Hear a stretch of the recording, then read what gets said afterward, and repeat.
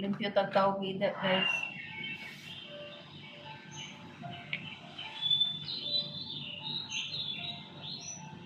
Ikatlo ang mga kabataan sa mga pinakamahirap na sektor sa ating lipunan.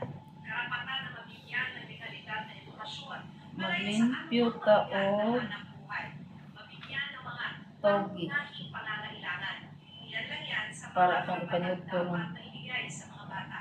Pero ang nakalulungkot, mahigit 1 milyong kabataan pa rin ang sasadlak sa child labor.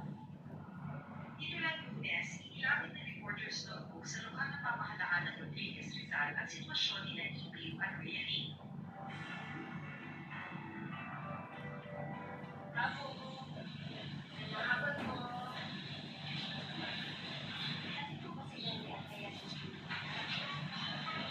Sa kawanin, nasa Municipal Social Welfare and Development Office, people ang bumisita sa kanila para personal na kausap ang pamilya.